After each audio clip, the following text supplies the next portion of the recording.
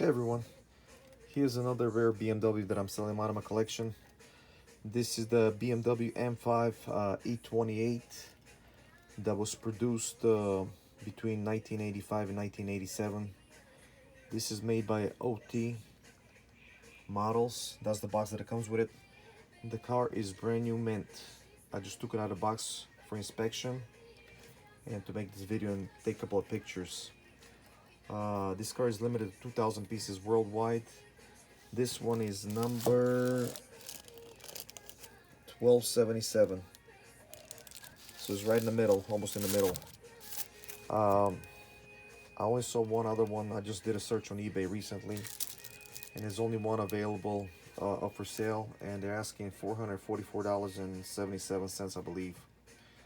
As you know, I'm a fair guy, so I start off the price much lower up for bids and letting you guys decide what the car is worth.